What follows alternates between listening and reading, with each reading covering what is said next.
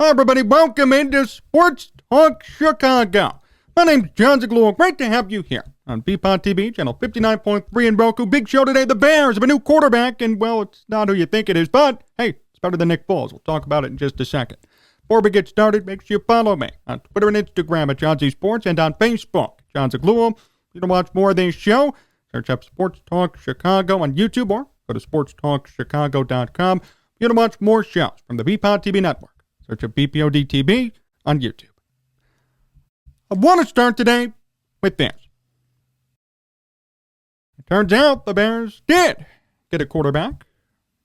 A lot of people said, well, Jon, you're way too focused on the backup. Who cares? He's a backup. Well, it matters when he already made $4 million for simply existing, for simply being on the roster. That's why I got so mad. The Bears, we're clearing up salary cap. We have salary cap issues. Let's look forward to 2023. Well, you know what? And you should have cut Nick Foles, too. You should have cut ties with him. You should not have paid him that $4 million in a roster bonus. It didn't align with what Ryan Poles and his mission truly is. Did not align. That's why it caused so much frustration. So for those of you wondering, I hope that's some clarification. Now, the good news. It really does look like, according to Mike Garoppolo, NFL.com, that the Bears will trade Nick Foles, which I can't even believe I'm saying it, but economically, it actually might make sense. Garoppolo noted a $4 million roster bonus Foles was due last week has been paid out. That, coupled with the fact that he only has $1 million of his remaining compensation guaranteed, would make it easy for a team to add him from a financial perspective. A trade would save the Bears, get this, $8 million in cap space while creating a dead money change of $2.67 million. So there's the economics on Nick Foles. Not bad, huh? If you trade him, you save $8 million in cap space. Do it. See, Ryan Poles finally is doing something when it comes to Nick Foles that aligns with his plan. This aligns with Ryan Poles' plan. The goal is to cut cap. The goal is to get rid of big contracts, bloated contracts. This is one of them, believe it or not. Jon, what are you talking about? $8 million means nothing. Hey, it means a lot when you're paying that to a backup quarterback who sucks. No, he won a Super Bowl. I don't care. It's 5 years ago. Get over it. Get over that. He has to go. Finally, it looks like the Bears actually pulled this one off. They do sign Trevor Siemian, though, to a deal. I love this move. I can't even emphasize it enough. Trevor Siemian, last year, actually started 4 games after Jameis Winston got hurt. 11 touchdowns, 3 picks. Yes, his record was 0-4, but does not turn the ball over. Good showing in starting reps for the Saints. And was a former respectable starter as a rookie. 18 touchdowns, 10 picks, 3,400 yards, and an 8-6 record in Denver at 25. Obviously, things didn't work out, and now he's considered mostly a backup, but still, this is not a bad quarterback. He's actually one of the best backups in the NFL. Name me better backup quarterbacks with those numbers and that pedigree in football. There are very few. I mean, Mitch Trubisky technically, but now he's going to be starting. There aren't many who can match what Trevor Siemian has done. Came out of Northwestern, Chicago guy, went 8-6 in 14 games in 2016 for Denver. And this past year, 11 touchdowns, 3 picks with the Saints in 4 starts, 6 games total. You gotta love it. And more than anything, you have to love the fact that Nick Foles, if they trade him, saves $8 million in cap space. May not seem like a lot, but you know what? $8 million a year could get you cornerback, maybe an offensive lineman, maybe 2 of them. That's actually a lot of money for the Bears for this year, and it could allow them to make more moves moving forward before this season actually starts. Or, conversely, trading in the draft. The Bears have more cap space. They could maybe take on somebody else's contract. So $8 million means something, is my point. It means something for the Bears, for their cap situation, and for their future. And now finally, it looks like Nick Foles is going to be traded. I can't believe it. I'm just so happy. You know, I've been saying this for years to trade him. Even last year, I made videos about this too, and there were rumors, and it never happened. Couldn't be more excited. Oh, I hope he goes and never returns to Chicago, and I hope he goes somewhere and sits on the bench for the rest of his career and gets his paycheck. I mean, think about that. $4 million the Bears already paid him just to be on the roster. Ridiculous. Wrong. Oh, my goodness. And why do I care so much? Why? Because the Bears could have used that money for something they need. Again, that would have been a good salary for a young quarterback or a young offensive lineman. No, instead you pay $4 million to Nick Foles for sitting his ass on the bench. That's the problem with it. That's why I'm so passionate about it. It's not worth it. It's not worth paying him $4 million just to be on the roster. And now, my wish has come true, supposedly. I mean, no trade is imminent, but there are conversations. I'll take it. No more having to worry about Nick Foles. No more having to defend him or lack thereof with the fan base. Nick Foles sucks. Said this from day one. Horrible trade, Ryan Pace.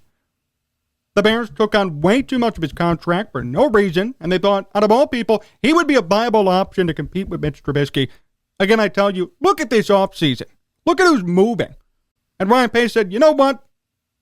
I know who to get. I know just the guy. What a joke. I mean, that just goes to show you how stupid of a GM he was. You know, I find it ironic, too. Now he's in Atlanta, and all of a sudden, Atlanta trades Matt Ryan, former MVP, for a third-round pick. Him and Bill Embry together. Ryan Pace probably showed up, got in his hotel room, and said, I wonder how I can ruin another quarterback situation. Sure enough, he already did.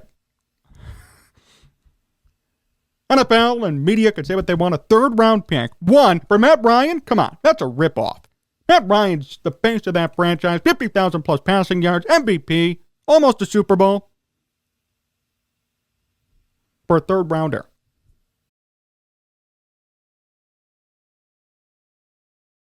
The Colts gave up a first-rounder for Carson Wentz, but now the Falcons can't even get a third-rounder back. That's all they get? I mean, wow. Talk about the market changing and talk about stupidity from the front office on when they should have traded him.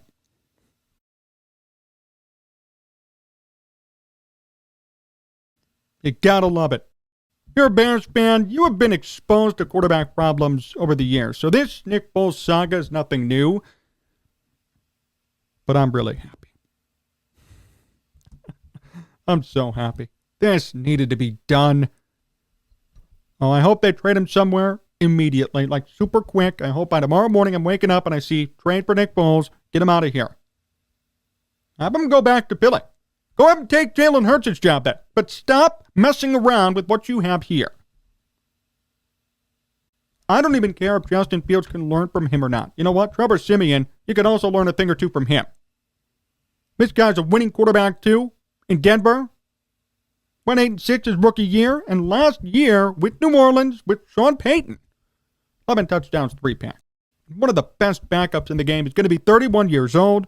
Puts up those numbers last year in spot starts. Came in for Jameis Winston when he got hurt before they handed the keys over to Taysom Hill.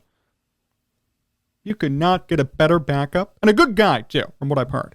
Chicago guy on top of it. Played at Northwestern. Stand out at Northwestern. This is a very positive move. Kudos to Ryan Poles for getting this one done. Now, if he trades Nick Foles, my goodness. I'm going to be in love with this guy. Told you already, $8 million would be saved in cap space. The dead money charge would only be $2.67 million. So $2.67 million in dead cap for this year. They already paid him $4 million. $1 million of his contract is remaining. That's guaranteed. And $8 million in cap space would be saved by unloading Nick Foles. Not to mention the fact that he will never play anyway, even if he stayed around. When's he going to play? They got Trevor Siemian. I'd rather start Trevor Siemian, who's younger, and actually played decently last year than Nick Foles, who started one game last year and is going to be 34 years old. All around, it makes perfect sense to trade him. But even more than that, it made perfect sense to sign Trevor Siemian. And that's a big kudos, a big praise for Ryan Poles. Great job. Who knows if Justin Fields is going to be hurt, but you know what? If he does, Trevor Siemian could easily step in. Last year did it. Backed up, stepped in for Jameis Winston, succeeded, in my opinion, despite the record. Still, 11 touchdowns, 3 picks. Imagine if the Bears had that production last year out of any one of their quarterbacks, including Justin Fields, Andy Dalton, Nick Foles. Over a 4-game stretch. I would have won more games, easily. This is the best backup in the NFL, and the Bears have him now. Great move by Ryan Poles, and he will complete this entire transaction when he trades Nick Foles. Just needs to come through with that last haymaker. He's right there. So happy. Just goes to show his ability, as we've seen a couple of times already, to be shrewd, but also be smart when it comes to players, when it comes to talent, when it comes to cap space. I still am critical of the fact that maybe he hasn't gone out and gotten enough wide receiving help, or good wide receiving help. I got to hope in the draft he corrects it. But other than that, every signing has been shrewd. The Ogunjobi thing, well, that's a tough one. Not a good way to start, but he's cleaned up since.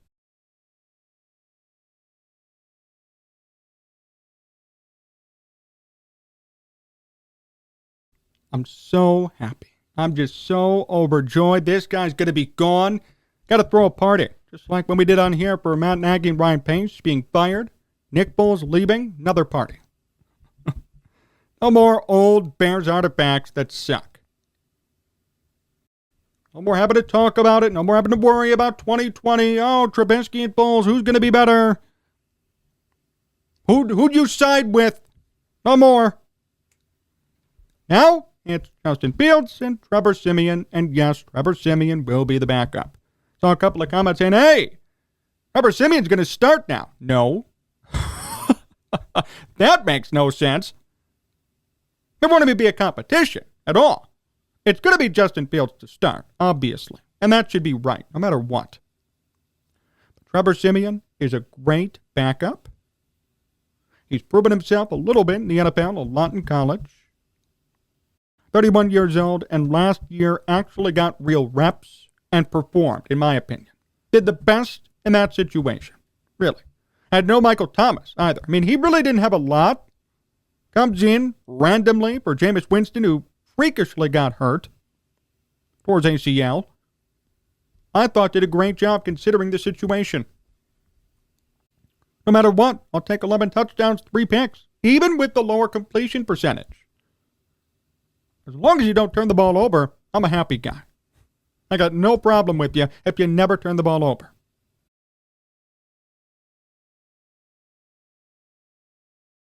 Because that sets you up for wins, no matter what. You could go 15 of 30 every game, which is bad, but still. If you never turn the ball over and throw for 2 touchdowns a game, you're a winner in my book. And most likely you're a winner in real life, too. You're going to win. You're going to win with those types of numbers. And that type of ball security, that's so important. That's something Justin Fields needs to work on, and here's a guy you could learn it from, too. Nick Foles doesn't know about ball security. He had 10 touchdowns, 8 picks in the games he played in 2020. Trevor Siemian, 11-3, much better. Much better. You could learn from Trevor Siemian what he picked up last year from Sean Payton and the Saints situation. Good guy to learn from.